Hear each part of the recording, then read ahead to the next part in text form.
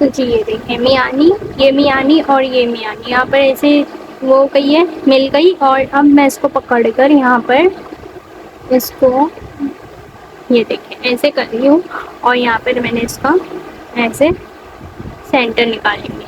तो ये सेंटर की जो लाइन है ना, ये हमारी आने के बाद यहाँ पर एक स्ट्रेट लाइन ड्रॉ कर देंगे। सबसे पहले नीचे से ना जितना भी फोल्डिंग का आपने लिए मार्जिन और 1 इंच लिया, तो 1 इंच पे मैं यहाँ पर पहले मार्जिन का निशान लगा दूंगी जो कि बॉटम फोल्ड होएगा।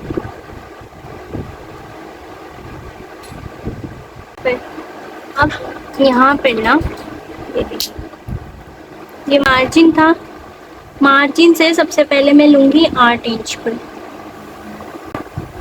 ये देखिए 8 इंच पर मैंने ले ली और इसको मैं ऐसे फैला कर रखूँगी और फिर यहाँ पर से इसको ऐसे लाइन ड्रॉ कर देंगे। ये मैंने रखी हूँ 8 इंच पर, ये देखिए 8 इंच पर रखी हूँ।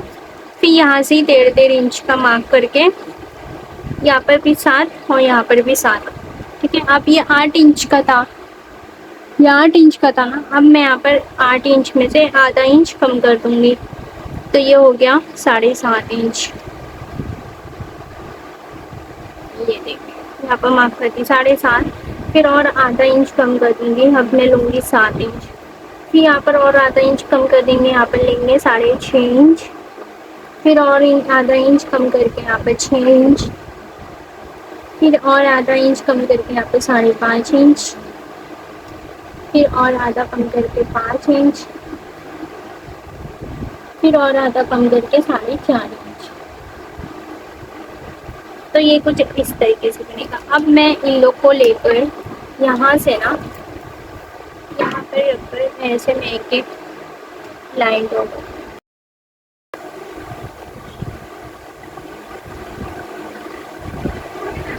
ये आएगा बैक साइड पे, ठीक है, और ये है राइट साइड, ये राइट साइड है। तो अब जैसे हम मैंने यहाँ पर ड्रॉ करी हूँ ना 1.5 इंच का मार्जिन रखकर, वैसे ही यहाँ पर ही ड्रॉ कर। तो जी देखिए ये है ना, मैंने ऐसे इसको डिज़ाइन कैसे बनाएंगे, ये देखिए ये ऊना कोई भी शॉप पर, तो मेरा ये ब्लैक कलर का था तो मैंने इसको वाइट में यूज़ करी हूँ क्योंकि मेरी कमीज़ में भी थोड़ी वाइट डिज़ाइन है। पर 1 इंच छोड़े थे और यहाँ पर 1 इंच छोड़े हैं ना, तो ये फिटिंग का मार्जिन हो जाएगा। तो अब मैं ना यहाँ से स्क्रू लूज़ करना होता है, तो ये मेरा स्क्रू है ना निकल कर गिर गया था, तो अब इसका जो ये ओपन साइड है ये ऐसा ओपन है, ये देखिए ये साइड है ना जो इसका, ये देखिए ये साइड ऐसे ओपन है, तो ये ओपन होना चाहिए। ठीक है, ये ओपन होना चाहिए। अब इसको हम फिलअप कैसे करेंगे, तो ये मैंने ऐसे रखी हूँ और एकदम ढीला इसको फोल्ड करेंगे, एकदम टाइट नहीं, एकदम ढीला, ऐसे लूज थोड़ा ऐसा फोल्ड करेंगे, फिर इसको ऐसे ढीला ढीला ही फोल्ड करते जाएंगे। ये देखिए ये मैंने ऐसे पूरा कर दी, ये देखिए। और ऐसे अगर आपके पास है ना 2-3 बॉबिन्स है ना, तो उसको पहले आपने इसे लपेट लपेट के ना रख देना है, क्योंकि ये जल्दी जल्दी ख़त्म हो जाती है, तो फिर बार बार है ना इसको भरना पड़ेगा। इसको इसके अंदर फिट करेंगे, तो ये मैंने इसको डाली और एकदम हल्के हाथ से इसको ऐसे करेंगे और देखेंगे यहाँ से इसे निकल, देखें ये ना एकदम इजीली ऐसे निकल रहा है।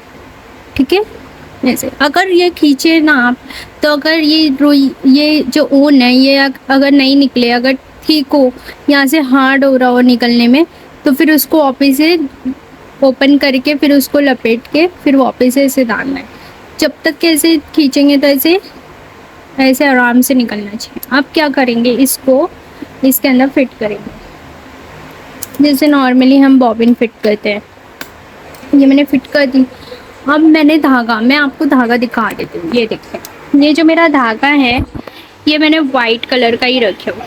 ठीक है, ये देखिए वाइट कलर का ही रखी हूँ। जो कलर का हमें ऊन होएगा वही कलर का हमें धागा लेना है। ये देखिए अब यहाँ पर कि मैं मशीन का आपको टाका दिखा दूँ, तो मेरी मशीन का जो टाका है वो मैंने 5 पे रखा। तो ये मैं सुई नीचे डालूँगी और हल्के हाथ से जब आप करेंगे तो ये देखें ऊपर आ रहा है, ठीक है। ये देखिए एक हाथ से खींचना है थोड़ा और एक हाथ से इसको ऊपर लेंगे। तो जैसे नॉर्मली हम वो धागे डालते हैं ना, तो ये धागा ऐसा ऊपर आ जाएगा। अब ये धागा ऊपर आ गया तो फिर इसको ऐसे हम बूट थोड़ा से उठाएंगे और जैसे ही पीछे डालते हैं वैसे नॉर्मली इसको भी डाल। ये देखिए इतना काम हो गया और टाका हमारा 5 नंबर पे। इसको डालती हूँ मैं ऐसे रखूँगी और ये जो लाइन है मेरी, ये लाइन के ऊपर मैं इसको सिलाई करते जाऊँगी। इसको ऐसे मैंने डाल दी। अब यहाँ से लेकर हमें सिलाई करते हैं। ये देखिए ऐसे आ गया। अब इसको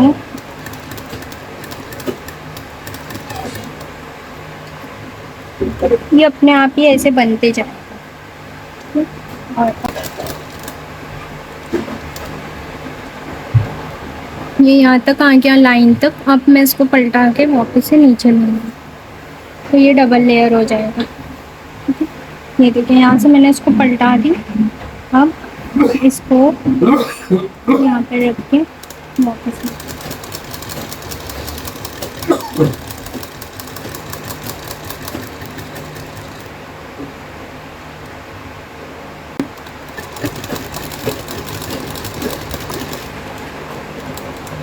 अब मैं इसको धागा कट कर दूँगी।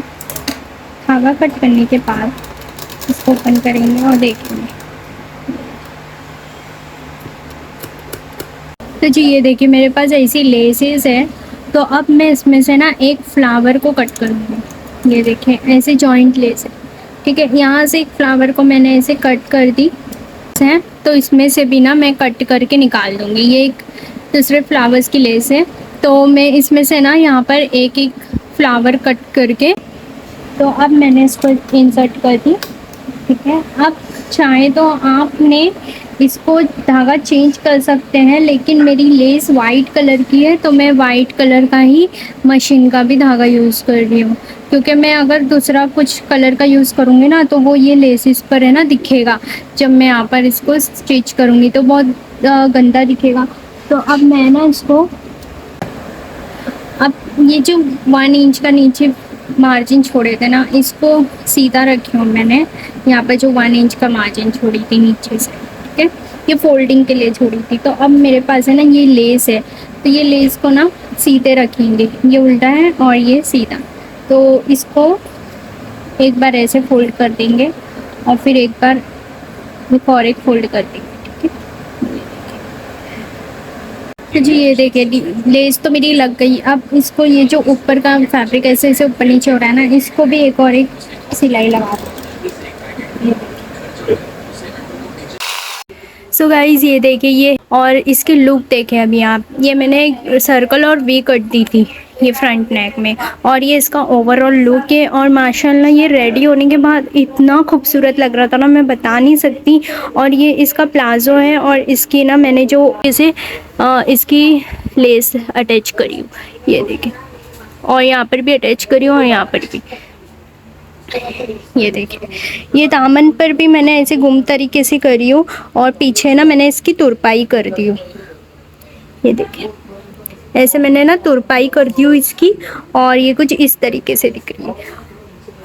फिर इसकी जो चाक साइड है ना, ये मैं बता दूँ आपको, इसकी जो चाक है ना, ये यहाँ पर देखें, ये कुछ इस तरीके से और बहुत ही फिनिशिंग के साथ है। ये मैंने वीडियो में, तब तक के लिए अल्लाह हाफिज़, दुआओं में याद रखें।